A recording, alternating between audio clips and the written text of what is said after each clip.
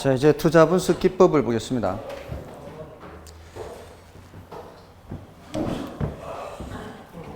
자, 이 투자 분석 기법은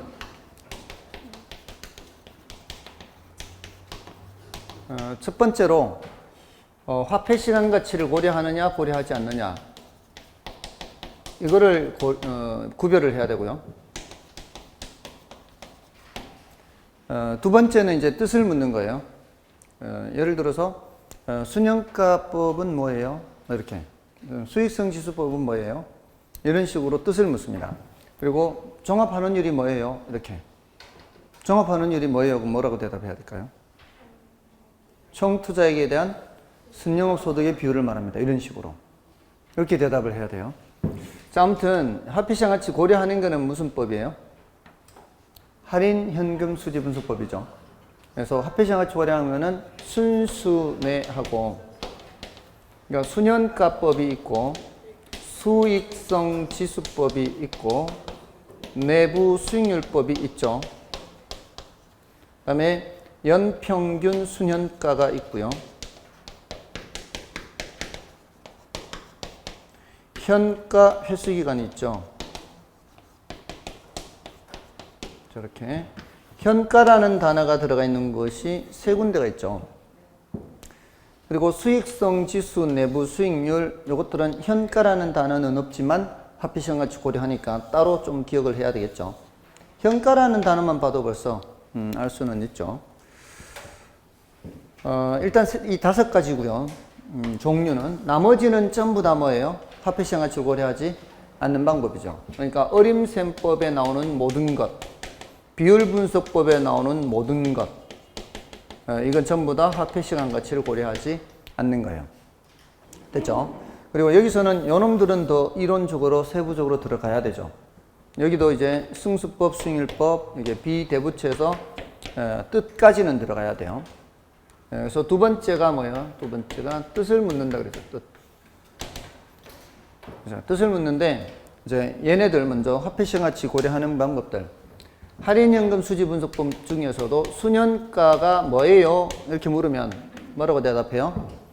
유입 현가합 마이너스 유출 현가합 이렇게 대답하는 거죠. 자, 이게 들어오는 돈은 제가 표현할 때는 유입이라고 표현하지만 수입이라고도 표현할 수 있고요. 소득이라고 표현할 수도 있어요. 요거는 나가는 돈인데 비용이라고 표현할 수도 있겠죠. 지출이라고 표현할 수도 있겠죠. 근데 현가란 단어가 반드시 있어야 된다는 거죠. 현재 가치로 바꿔야 되니까. 근데 요 들어오는 돈은 종류가 몇 가지예요? 두 가지. 하나는 영업수지 계산이고 하나는 지분복귀 계산. 이렇게 두 가지예요. 그 두 가지인데 이 순수내는 수익성 지수, 내부 수익률법, 내부 수익률, 얘네들은 모두 다 세후소득을 기준으로 해요. 세후소득. 그러니까 세후소득이에요. 세후소득. 그러니까 세후현금 수지와 세후지분복귀액 이렇게 세후소득을 기준으로 해요. 그러니까 여기 들어오는 돈은 종류는 두 가지. 하나는 영업수지 계산, 하나는 지분복귀 계산. 근데 그 단계의 맨 마지막 단계란 얘기예요. 그래서 세후 현금 수지, 세후 지분복귀액이에요. 그거를 현재 가치로 바꾸는 거죠. 그다음에 요거는 나가는 돈인데 총 투자액이에요, 지분 투자액이에요. 지분 투자액이에요. 여기가 세후기 때문에 지분 투자액이에요. 자, 그렇게 해서 계산을 하고요. 그다음에 수익성 지수는 위에 있는 값을 그대로 이용하죠. 위에 있는 값을 그대로 이용합니다. 그대로 이용하는데 이것은 나누기를 하는 거죠. 위에는 빼기를 하는데 여기는 나누기를 하는 거예요. 이 차이밖에 없어요. 나머지는 똑같아요. 그러니까 이제 간단한 거죠. 그 다음에 내부 수익률법은 내부 수익률이 뭐예요? 이렇게 묻죠. 내부 수익률이 뭐예요? 이렇게 물으면 들어오는 돈을 현재 가치로 바꾸면 미래 가치가 숫자가 작아지죠. 금액이 작아지는데 작아지다가 뭐하고 똑같게 되도록 유출 현값과 똑같게 되도록 하는 할인율이 있을 것이다. 그래서 할인을 하다 보면 이 말이에요. 할인을 하다 보면 유입 현가 합이 뭐하고 똑같도록 유출 현가 합과 똑같게 되도록 하는 요것이 되게 하는 할인율이 뭐다? 내부 수익률이다. 그래서 이때는 순현가는 뭐가 되고요? 순현가는 0이 되고 순현가를 NPV라 하죠. NPV. 수익성 지수는 PI 이렇게. PI는 뭐가 되도록? 1이 되도록 하는 할인율이다. 이렇게 이제 뜻을 대답하면 돼요. 자, 이러면 이제 뜻을 물으면 이렇게 대답을 하는 거죠. 여기서 이 뜻을 이제 그 할인연금 수지 분석법에서는 뜻을 이렇게 대답하면 되죠. 근데 어림셈법에서는 이제 어떻게 나와요? 승수법과 수익률법을 이제 뜻을 묻죠. 승수법의 총소득 승수가 뭐예요? 하면 뭐라고 대답해야 돼요? 몇 년 걸리는가? 뭐로 몇 년 걸리는가? 총소득으로 몇 년 걸리는가? 뭘 회수하는데? 총투자액 회수하는데. 또 좀 지났다고 또 가물가물한가 봐요. 총투자액을 회수하는데 몇 년 걸리느냐? 뭐로 회수하는 거요? 총소득으로 회수하는데 몇 년 걸리느냐? 요거잖아요. 그러니까 총투자액이 어디로 가야 되는 거요? 총투자액이 분자로 가는 거잖아요. 총소득으로 총투자액 회수하는데 몇 년 걸리는지 보는 게 총소득 승수예요. 예를 들어 총투자액이 10억인데 총소득이 1억이다 이거 아니에요. 총소득이 예를 들어 가능 총소득이든 유효 총소득이든 총소득으로 총투자액 10억 회수하는데 몇 년 걸려요? 10년 걸리잖아요. 이렇게 대답하는 거예요. 그러니까 얘가 분자고 얘가 분모가 되는 거죠. 맞나요? 그럼 순소득 승수는 뭐예요? 그러면은 순영업소득으로 총투자액 회수하는데 몇 년 걸려요? 이거 아니에요. 예를 들어 순영업소득이 8천만 원이다. 그러면은 8천만 원으로 10억 회수하는데 몇 년 걸려요? 이거예요. 그럼 어떻게 해요? 8천분의 10억 이렇게 하는 거예요. 8천분의 10억 하면 12.5 이렇게 되죠. 그게 순소득 승수라고 그래요. 이 뜻을 묻는 거잖아요, 지금. 맞나요? 그럼 세전현금 수지 승수가 뭐예요? 그러면은 세전현금 수지로 투자된 금액 회수하는데 몇 년 걸려요? 이거 아니에요. 그죠? 그럼 세전현금 수지로는 뭐를 회수하는 거예요? 지분 투자액을 회수하는 거죠. 지분 투자액을 회수하는 거예요. 그럼 세후현금 수지 승수가 뭐예요? 그러면은 세후현금 수지로 지분 투자액 회수하는데 몇 년 걸려요? 이거요. 그러니까 전부 다 얘네들이 분자로 가는 거죠. 그러니까 이게 정 안 되면 다 그냥 통으로 외우라고, 통으로. 각각을 외우지 말고. 뭔 뜻인지 아시겠어요? 이거를 분모 분자를 써놓지 말고 그냥 총소득, 승수, 순소득 이렇게 써놓고 여기 총투자액, 지분투자액 써놓고 이것만 봐도 벌써 이게 나올 거 아니야. 아, 총소득으로 총투자액 회수한다. 분모 분자. 순소득으로 총투자액 회수한다. 분모 분자. 이렇게 될 거 아니에요. 아예 그냥 통으로 외우시라고, 통으로. 각각을 못 외울 것 같으면. 이게 더 쉬우면. 각각 외우는 게 힘들면. 아시겠어요? 이거 뜻을 묻는데 이거 지금까지 제일 어렵게 출제한 게 뭔가 하면은 세전승수가 더 클까요? 세후승수가 더 클까요? 이거요. 세후승수가 더 커요. 밑으로 가유순전후 외웠잖아요. 소득은 밑으로 갈수록 적어지죠. 소득은 적어지지만 그 적은 소득으로 회수하는 데 걸리는 시간은 더 많이 걸린다 이 말이에요. 세후승수가 더 커요. 그게 지금까지 질문했던 가장 어려운 질문이었어요. 나머지는 다 분모 분자 짝짓기 하는 거였어요. 나머지는. 세전현금 수지 승수란 세전현금 수지에 대한 총투자액의 비율을 말한다. 이런 식으로 틀린 질문을 만들었다 이 말이에요. 아시겠습니까? 그러니까 그 질문의 수준이 딱 우리한테 맞는 수준인데 우리는 그것도 안 외우고 있어서 그것도 못 찾는다 이 말이에요. 이거 하고 짝짓기 하는데 이거를 짝도 못 찾는다 이 말이에요. 분모 분자를 물은 것도 아니었어요. 분모 분자를 물은 것도 아니고 그냥 짝짓기, 이거 순소득 순수하는데 지분 투자액 나오면 말이 돼야 안 돼, 이게. 말이 안 되는데 그런 걸 틀리면은 이게 말이 되냐고. 짝이 안 맞는데. 아시겠어요? 다음에 자, 이제 수익률법의 용어가 조금 낯설잖아요. 세후 승수의 역수는 뭐예요? 세후 수익률, 이렇게 세후 수익률. 그럼 세후 수익률은 뭐예요? 물으면 어차피 짝은 이렇게 나와야 돼요. 짝은 역수기 때문에. 세후 수익률은 지분 투자액으로 세후 현금 수지만큼 벌면, 지분 투자액 세후 현금 수지만큼 벌면 몇 퍼센트 벌어요? 이게 세후 수익률이에요. 짝은 이렇게 나와야 된다고요.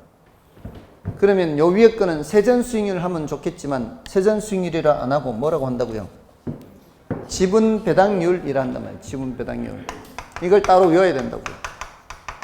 지분 배당률은 뭐예요? 그러면 어차피 짝은 이렇게 나와야 돼요. 지분 투자액으로 세전 현금 수지만큼 벌면 몇 프로 벌어요? 이거란 말이에요. 그러니까 여기는 무슨 투자액을 비교해야 된다고요? 지분 투자액이 나와야 된다 이 말이에요. 여기는 위에는 뭐예요?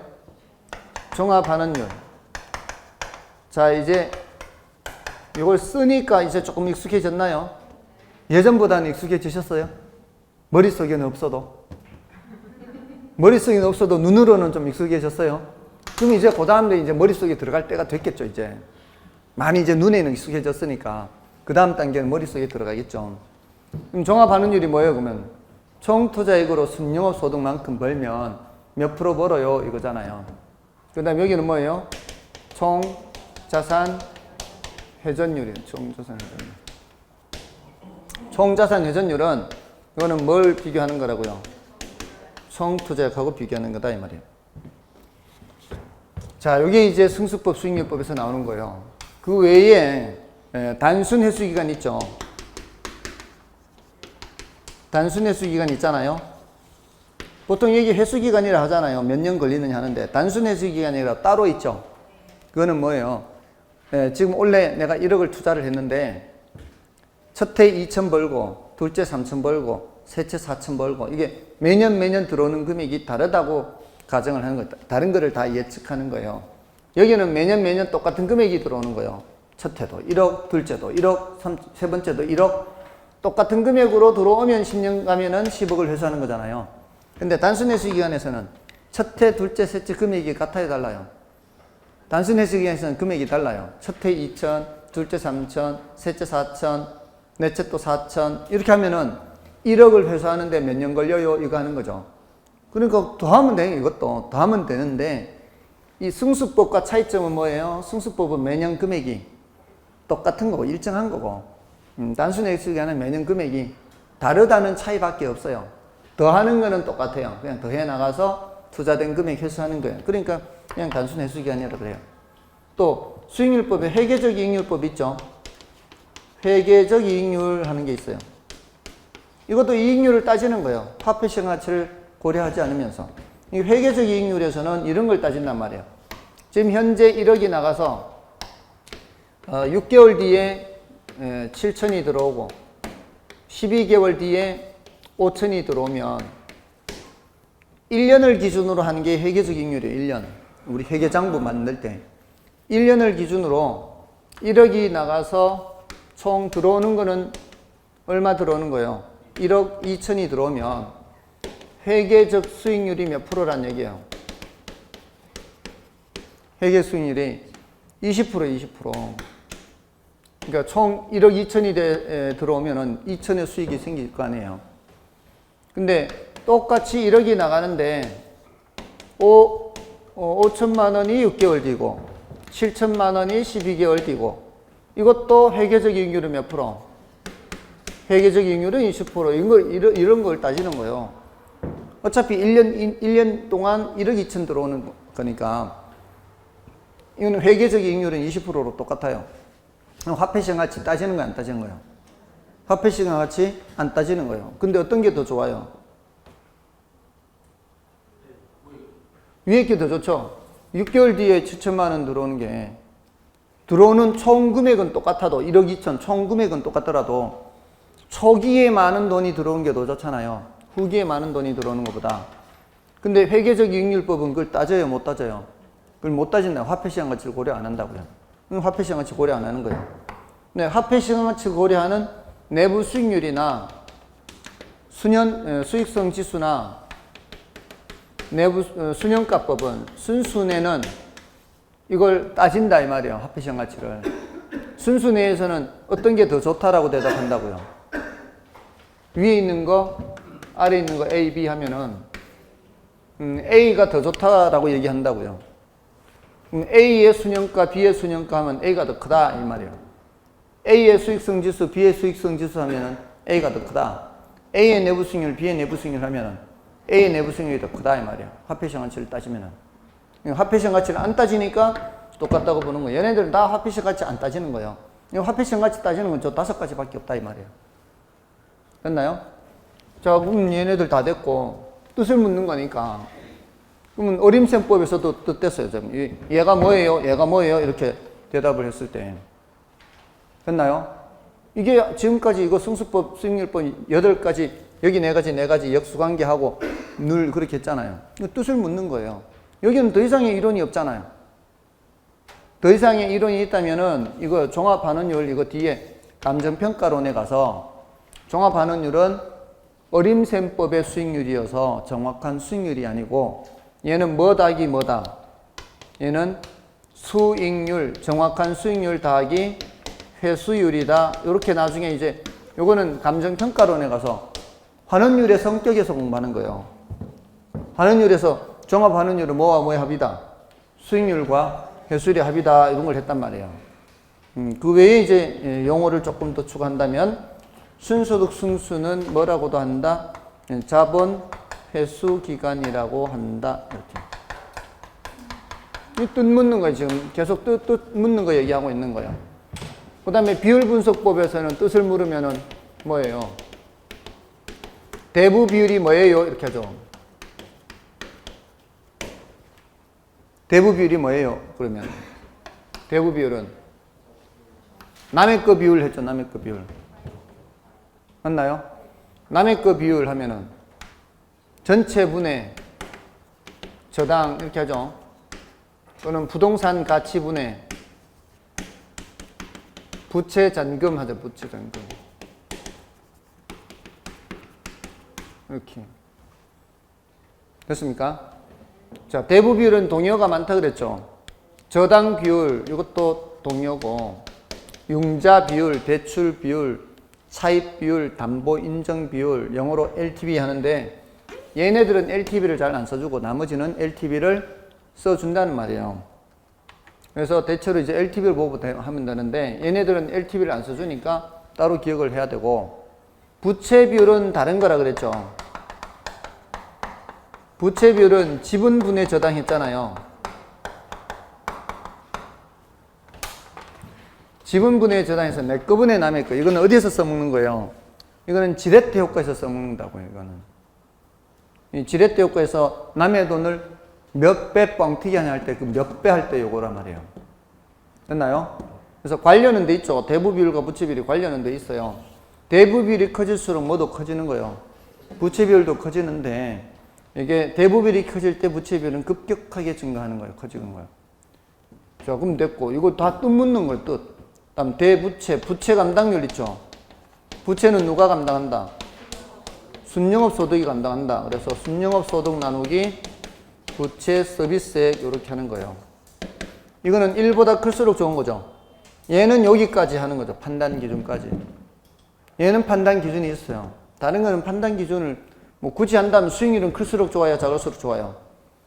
수익률은 클수록 좋고 승수는 작을수록 좋고 뭐 이런 정도예요. 그 다음에 채무불이행률 있죠. 채무불이행률은 뭐하고 뭐를 짝짓기 하는 거예요? 영업경비 플러스 부채 서비스액을 누가 감당할 수 있는 거예요? 유효총소득이 감당할 수 있는지 보는 거죠. 근데 여기는 유효가 분모에 있죠. 이 소리는 이게 1보다 작을수록 좋다 이 말이에요. 그 다음에 대부채, 나머지 영업경비비율, 마지막 영업경비비율이었죠. 영업경비비율은 영업경비가 차지하는 비율이잖아요. 뭐에서 차지하는 비율? 총소득에서 영업경비가 차지한 비율. 그럼 끝난 거예요. 이제 여기 뜻이 끝난 거예요. 뜻이. 예, 각각의 단어의 뜻을 묻는 거니까 지금 보시면 여기 더 깊은 이론이 있어요, 없어요? 이론이 없다는 거예요. 이론이. 물론 용어의 싸움인데 채무불이행률을 다른 말로 손익분기율이라고도 한다는 거. 이 정도예요. 손익분기율. 그러니까 용어를 계속 이제 묻는 거예요. 용어. 예, 이론이 있는 건 아니에요. 이론이 있는 건 오히려 골치 아파요. 차라리 그냥 용어 묻는 거는 그 용어에서 뜻을 묻는 거는 덜 헷갈린다는 거죠. 이제 이 난이도가 덜 높다는 거죠. 그래서 용어만 익숙하게 하시라는 거예요. 그럼 뜻까지는 됐고, 그 다음이 뭐예요? 세 번째가 판단 기준을 묻는다 그랬죠. 판단 기준. 판단 기준이 있는 건 요런 걸 말하는 거예요. 부채 감당률은 1보다 클수록 좋고, 채무불이행률은 1보다 작을수록 좋고, 여기 판단 기준은 뭐예요?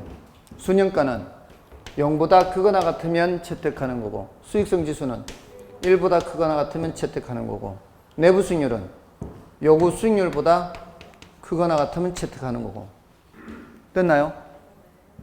여기까지는 전혀 난이도가 높은 거 아니에요. 그냥 계속 용어만 반복하시라고요. 근데 출제가 많이 되니까 계산 문제로도 출제되고 또 이론 문제로도 출제되고, 그 다음에 네 번째가 난이도가 제일 높다고. 이제 세 번째 단계가 판단 기준인데, 판단 기준은 이런 거니까 안 어렵잖아요.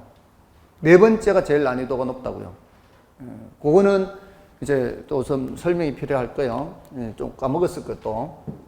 자, 그 네 번째가 뭔가 하면은 이거죠. 자, 일단 요거는 이제 됐다고 치고요. 됐죠? 승수법에 이거 용어들 다 익혀야 된단 말이에요. 지금까지 숙제도 많이 내고 했잖아요.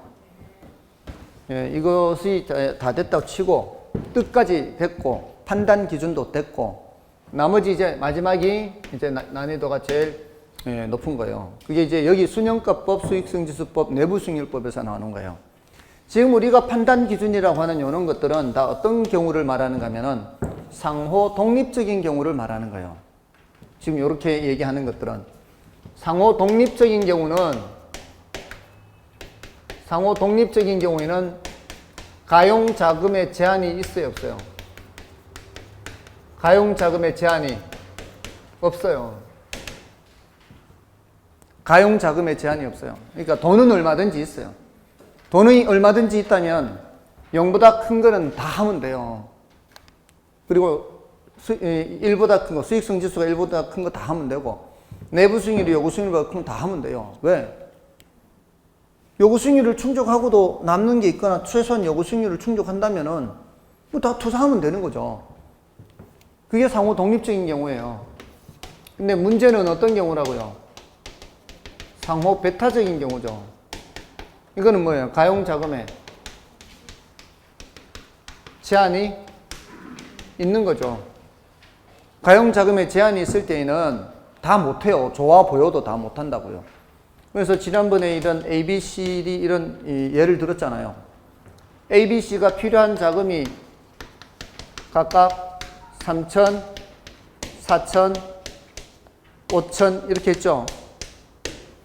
필요한 자금이 3천, 4천, 5천이에요. 근데 가용 자금은 나한테 1억밖에 없어요. 가용 자금이 1억밖에 없으면 다 할 수 있어요, 없어요? 이거 다 못한다고요. 이런 상황이 무슨 상황이라고요? 상호 배타적인 상황이라고요.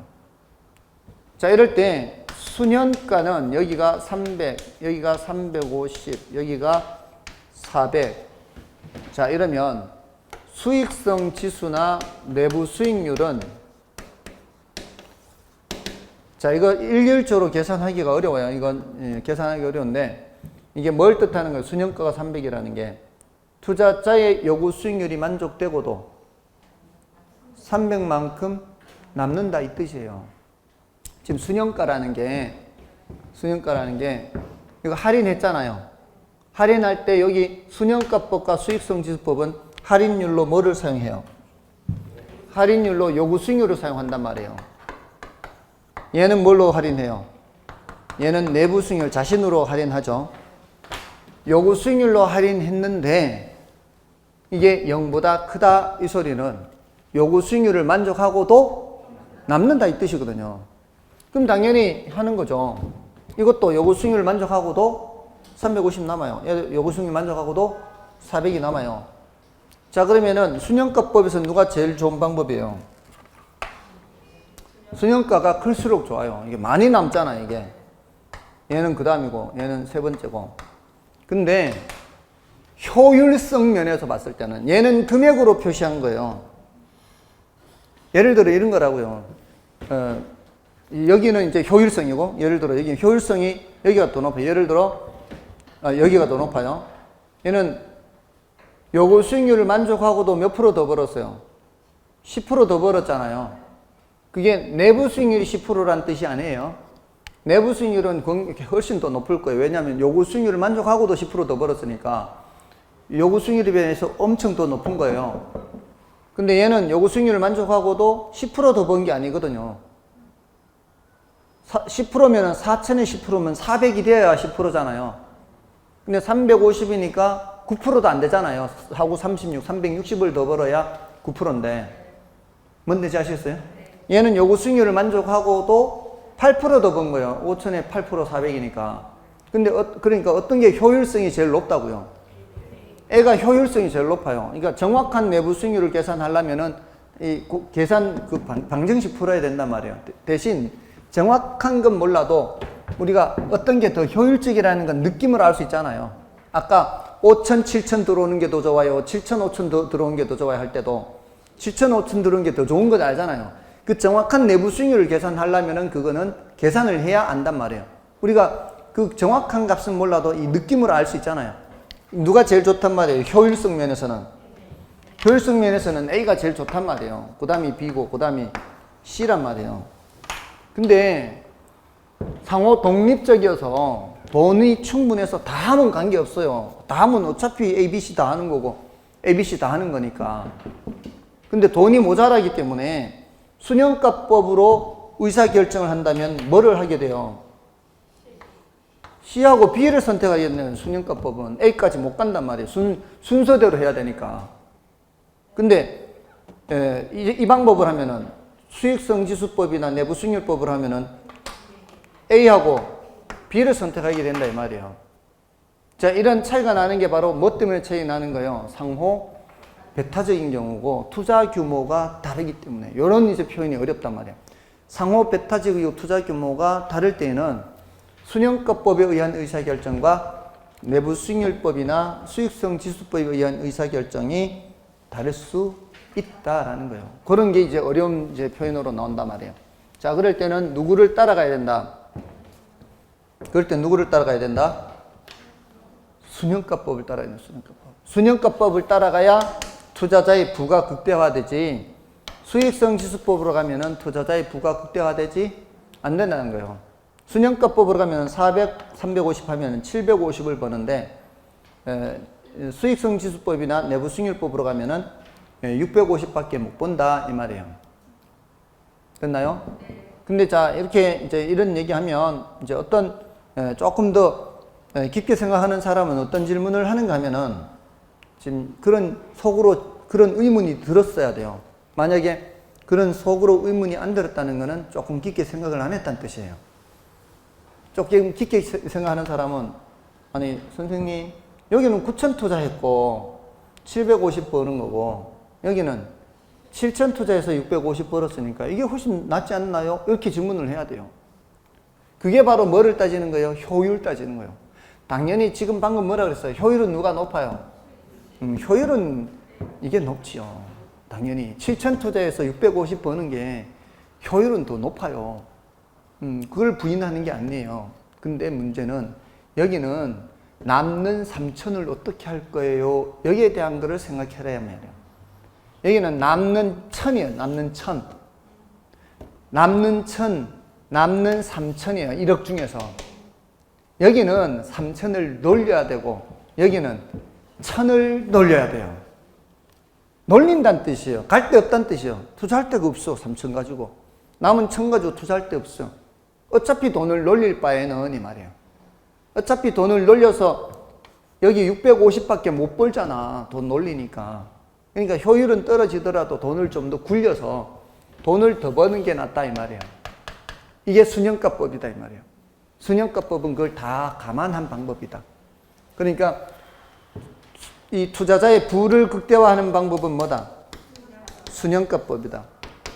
자, 그래서 이런 상호 배타적 이런 그런 투자일 때에는 순형가법과 다른 방법에 의한 의사결정이 달라질 수 있다 없다? 달라질 수 있다. 그리고 그럴 때는 누구를 따라가야 된다? 순형가법을 따라가야 된다. 그게 투자자의 부를 극대화한다. 그래서 순형가법하고 특히 내부 수익률법하고 비교한다 이 말이에요. 그러니까 순형가법은 이제 비교할 때 이제 우수하다 그래요. 가장 우수하다. 우수한 방법인데 얘는 투자자의 부를 극대화한다 그렇지 않다. 부를 극대화한다. 근데 얘는 부를 극대화한다는 보장이 없다. 그러니까 반드시 부를 극대화하지 않는다는 얘기가 아니라 같을 수도 있어요. 경우에 따라 이 순서가 저쪽이나 이쪽이나 순서가 같을 수도 있으니까 보장은 안 된다는 얘기예요. 그러면은 수익성 지수법도 이것도 보장이 안 돼요. 이제 비교하는 거예요, 비교. 그 다음에 가치 가산성이 성립하느냐, 안 하느냐. 가치 가산성. 이 덧셈해서 계산하는 게 있잖아요. 이거 두 개 덧셈하면 750 나오고, 두 개 덧셈하면 650 나오죠. 근데 수익성 지수법이나 내부 수익률법은 덧셈해서 안 돼요. 왜? 저기 나누기하고 이렇게 계산하기 때문에. 기본적으로 이 수익성 지수법이나 내부 수익률법은 나누기해서 계산하는 방법이에요. 나누기해서 계산하는 방법이니까 더하기 빼기가 안 돼요. 이거는 여기 뺄셈해서 하는 거기 때문에 더하기 빼기가 돼요. 그러니까 계산하기도 편리하다 이 말이에요. 여기는 성립하는데 이쪽은 성립한다 안 한다? 이게 성립하지 않는다는 거예요. 이게 안 좋은 거다 이 말이에요. 이게 장점이고. 그다음에 할인율로 여기는 뭘 사용해요? 요거 수익률을 사용하죠. 요거 수익률을 사용. 이게 이론적으로 더 좋다는 거예요. 여기는 뭘로 할인해요? 내부 수익률. 이게 별로 안 좋다는 얘기예요. 여기는 요거 수익률로 할인하죠. 이 점에서는 괜찮아요. 이거는 같은 요거 수익률 할인하니까. 됐나요? 그 다음에 이 복수의 해 문제. 복수의 해 문제. 요거는 아직 출제가 안 됐어요. 요거는 출제가 안 됐는데 우리 시험이 출제될 때 할인율은 재투자 수익률로 나왔어요. 재투자 수익률. 재투자 수익률과 할인율은 같아요. 재투자 수익률과 할인율은 같습니다. 그리고 복수의 문제는 없어요. 얘가 이런 문제가 없는 장점이 있어요. 근데 얘는 복수의 문제가 있어요. 방정식 풀어야 되기 때문에 그래요. 이거는 복수의 문제가 없어요. 이건 얘만 있는 거예요. 내부 수익률법만. 자, 지금 여기까지 장점만 있는 건 누구예요? 여기 장점만 있는 건 얘, 여기서부터 여기까지 다 장점이에요. 얘는 단점이 하나 어디 있었어요? 장점이 어떤 것이 장점이에요? 요게 장점, 요게 장점. 이런 단점이 있어요, 얘도. 수익성 지수는. 얘는 전부 다 단점이죠. 그죠? 전부 다 단점이에요. 여기는 장점 두 가지밖에 없고, 얘는 장점이 네 가지나 있어요. 마지막에 사전적으로 요구 수익률을 계산해야 되느냐 말아야 되느냐. 사전적으로 요구 수익률을 산정해야 하는 거는 이쪽이에요. 근데 여기는 사전적으로 요구 수익률을 산정할 필요 없어요. 여기 사전적으로 요구 수익률을 산정해야 돼요. 이게 유일한 단점이에요. 단점. 요거 단점이라고 이게 단점. 유일한 단점. 여기는 단점이 몇 가지예요? 단점이 여기 두 가지, 세 가지죠. 여기 단점이에요. 단점. 단점이 여기는 세 가지. 여기 장점 두 가지밖에 안 돼요. 여기는 얘가 거의 유일한 뭐예요? 거의 유일한 장점이죠. 맞나요? 장점은 한 개밖에 없어요. 얘는 장점 두 가지. 얘는 장점이 많죠. 됐습니까? 자, 그래서 순형가법이 개념상 가장 우수한 방법이다. 이렇게 하는 거예요. 자, 그럼 이제 문제를 좀 풀어볼까요, 오늘? 자, 이렇게 하면 정리가 되는 거예요, 여기까지. 근데 여기가 좀 어렵잖아요, 지금. 그죠? 이게 난이도가 높아요, 이게. 근데 시험에 이건 두세 번밖에 안 나왔어요. 우리 시험에. 나머지는 다 여기서 나왔다고요. 이거 용어, 종합수익률, 종합반환율, 지분배당률, 총소득 승수, 순소득 승수. 이거 외우실래요? 이거 이해할래요? 예? 그냥 외우는 게 낫겠죠? 이거 외우는 게 낫다고요. 이거는 그냥 아는 데까지만 하고, 저 정도는 내가 할 수 있겠다. 요 정도까지만 하고, 차라리 그냥 순수승수가 뭐예요? 종합반환율이 뭐예요? 지분배당률이 뭐예요? 이거 대답하는 게 차라리 낫다, 이 말이야. 아시겠죠? 그러니까 하시라고. 괴로운 게 먼저요? 즐거운 게 먼저요?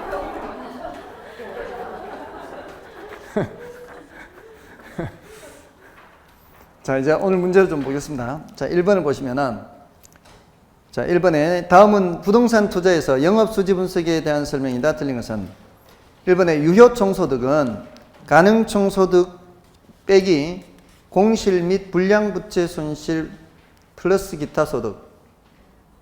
맞나요? 가능총소득에서 두 가지 빼고 한 개를 더 하는 거죠. 그 다음에 순영업소득은 유효총소득에서 영업경비를 뺀다. 맞나요? 자, 이렇게 묻는 건 쉽다 이 말이에요. 근데 어떻게도 물을 수 있다고요. 순영업소득을 어떻게 해요? 부채 서비스액 더하기 세전현금수지, 이렇게도 할 수 있다 이 말이에요.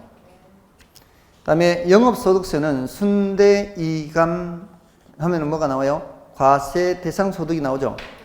그러면 곱하기 소득세율 하면 되죠. 이자 비용과 감가상각비 빼고. 그 다음에 세후현금 흐름은 세전현금 흐름에서 뭘 뺀다? 영업소득세를 뺀다. 맞고요. 그 다음에 세전현금 흐름은 순운용소득에서 용자에 대한 지급 이자를 뺀다. 이때는 이자만 빼면 안 된다 그랬죠. 뭘 다 빼야 돼요? 원금 이자를 다 빼야 된다 이 말이에요. 그래서 틀린 거예요. 자, 다음에 2번은 세후현금 수지를 묻죠. 자, 세후현금 수지를 묻는 문제는 일단은 약간은 긴장은 해야 되죠. 세후현금 수지를 물을 때는 맨 밑에 거니까 가유순전 후 해서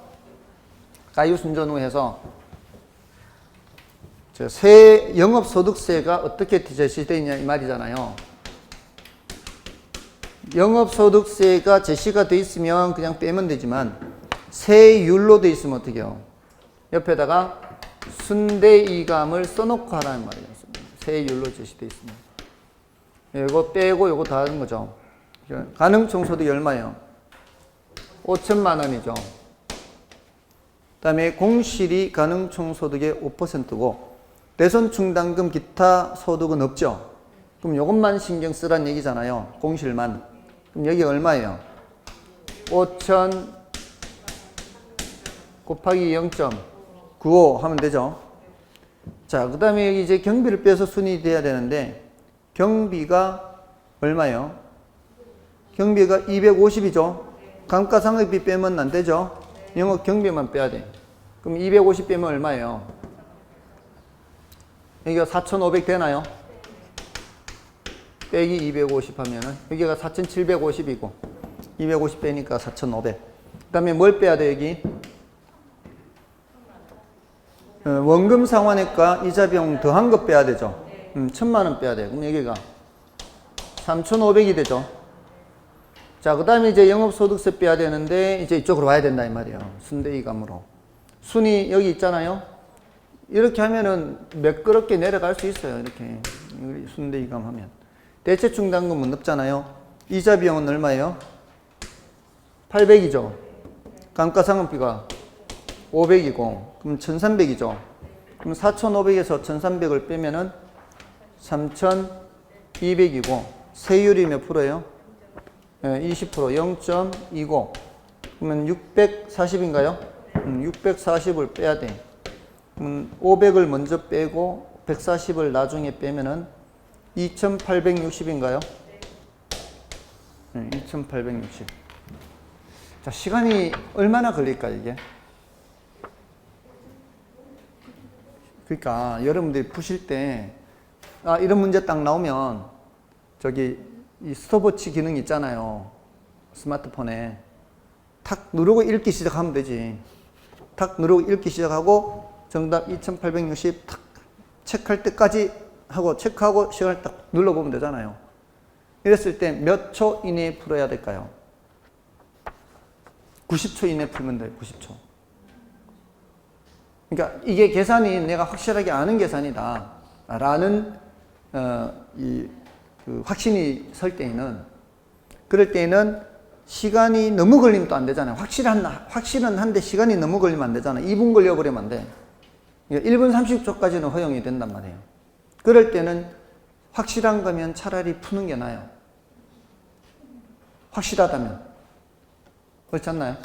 확실하다면은 이론 불확실한 거보다는 차라리 이걸 확실한 걸 푸는 게 낫습니다. 자, 됐고요. 자, 이제 3번에 부동산 투자의 타당성 판단 기준 중 화폐 시간 가치를 고려하지 않는 것은, 이건 뭐 누워서 떡 먹기죠. 이런 거는 뭐예요? 2번 회계적 수익률이고, 그 다음에 4번 부동산 투자 분석에 대한 설명 중 틀린 것은 내부 수익률이란 순영가를 0으로 만드는 할인율을 의미한다. 맞고, 순영가는 장래 발생할 수입, 소득, 유입 다 가능하다 그랬죠. 현가가 있어야죠. 현가총액에서 비용, 지출, 유출, 현가총액을 차감한 금액이다. 맞죠? 뜻을 묻는 거잖아요. 뜻. 수익성 지수가 1보다 크면 타당성이 있다고 할 수 있다. 이거는 판단 기준을 묻는 거죠. 순영가가 0보다 크면 타당성이 있다고 할 수 있다. 이것도 판단 기준을 묻는 거죠. 요구 수익률이 내부 수익률보다 크면 타당성이 있다고 할 수 있다. 요거 틀렸죠? 내부 수익률이 더 커야 되잖아요. 이런 건데 뭐 이런 건 당연히 맞춰야죠. 다음에 5번 부동산 투자 타당성 분석 기법에 관한 설명으로 틀린 것은 1번 여러 투자 안의 투자 우선순위를 결정할 때 순현재 가치법과 내부 수익률법 중 어느 방법을 적용하더라도 투자 우선순위는 달라지지 않는다. 달라질 수 있다. 반드시 달라진다가 아니라 달라질 수 있다. 그래서 1번 바로 틀렸네요. 그 다음에 단순회수기간법은 화폐 시간적 가치를 고려하지 않고 투자한 금액을 회수하는 데 걸리는 기간을 분석한다. 맞죠? 이거 회수기간이잖아요. 그 다음에 부채 감당률은 부채 서비스액을 부동산 투자에서 창출되는 순영업소득으로 어느 정도 충당할 수 있는지 측정하는 지표다. 맞잖아요. 순영업소득 부채 감당할 수 있느냐. 그 다음에 부동산 투자자는 투자 성향이나 투자 목적에 따라 타당성 분석 기법에서 도출된 값에 대해 서로 다른 판단을 내릴 수 있다. 사람들마다 다른 이유는 요구 수익률이 얼마든지 달라질 수 있죠. 지금 이런 거 따질 때 요구 수익률과 내부 수익률이 결국 반영되는 거 아니에요? 순영가법과 수익성 지수법에서는 요구 수익률이 반영이 되잖아요. 근데 그 요구 수익률이 사람마다 다를 수 있다는 거잖아요. 다음에 5번 내부 수익률법은 내부 수익률을 투자자의 요구 수익률과 비교해 투자 의사결정을 하는 방법이다. 맞잖아요. 다음에 6번 투자에 대한 위험을 분석하기 위한 비율 분석법 중 대부 비율에 관한 설명 중 잘못된 것은 1번 대부 비율은 융자 비율이라고도 하며, 맞죠? 대부 비율, 융자 비율, 저당 비율, 대출 비율, 차입 비율, 담보 인정 비율 다 똑같은데 뭐만 주의하라고요? 부채 비율은 다른 거다. 부채 비율은 내 거보다 남의 거다. 그리고 부동산 가치에 대한 융자액의 비율을 말하므로 대부 비율이 높아짐에 따라 뭐도 높아진다. 부채 비율도 높아지는 거죠. 그다음에 대출자 입장에서 보면 위험을 줄이기 위해 대부 비율의 최대 한도를 정하기도 한다. 맞죠? 뭐 60%면 60%, 70%면 70% 정하기도 하죠. 그 다음에 대부 비율은 부채 비율과 밀접한 관계가 있으며 대부 비율이 50%라면 부채 비율은 200%가 된다. 확인해야죠. 대부 비율이 50%다 그러면 남의 게 50%다 이 소리잖아요. 그러니까 이거를 대부 비율, 남의 거 비율 이렇게 기억하게 하려고 제가 그렇게 표현하는 이유가 뭐겠어요? 이건 남의 거 비율이에요. 그러면 내 거 비율은 몇 프로예요? 이렇게 자동으로 나오게. 내 거 몇 프로? 내 거도 50%다 이 소리 아니에요. 남의 게 50%니까 내 거도 50%. 그럼 내 거분의 남의 거는 몇 프로예요? 이렇게 하는 거 아니에요? 이게 뭐야? 이거분의 이거잖아요. 내 거분의 남의 거. 이게 몇이에요? 1이 나올 거 아니에요. 내 거분의 남의 건 1이니까 몇 프로? 100%. 틀렸죠? 틀렸어요. 다음에 대부 비율이 높을수록 채무 불이행 시 원금 회수가 어렵다. 맞고요. 대부 기간 동안 부동산 가치가 처음과 달리 자연적 소모나 관리 소홀로 인해 하락한다면 대부 비율이 100%를 초과할 수도 있다 없다. 초과할 수도 있다. 예, 빚은 다 못 갚았는데 부동산 가치가 떨어지면 대부 비율이 100% 넘을 수도 있죠. 다음에 7번. 다음 어떤 부동산의 현금 흐름이다. 채무 불이행률은 했어요. 자, 채무 불이행률은 채무 불이행률이 뭐였어요? 유효 청소 등의 영업 경비와 부채 서비스를 감당할 수 있는지 보는 거잖아요. 근데 여기는 너무 친절하게 종류대로 다 알려줬죠? 예, 이거는 실전에서는 이렇게 나올 가능성은 높지 않아요. 실전에서는 어떻게 나오겠어요? 요거 말고 다른 자료도 함께 섞어주겠죠. 함께 섞어주면은 요 유효 총소득과 영업경비 부채 서비스 이것만 따로 골라서 쓸 수 있도록 그게 돼 있어야 된다 이 말이에요. 근데 지금은 연습하라고 이렇게 지금 알려드린 거고 실전에서는 다른 것도 함께 섞어줄 거다. 그래서 4,000분의 2,000 해야 되잖아요. 유효가 분모. 그죠? 그럼 4,000분의 2,000 하면은 50% 이렇게 되는 거죠. 됐습니까? 자, 다음은 금융론에 대한 거죠. 그거는 좀 쉬고 할까요?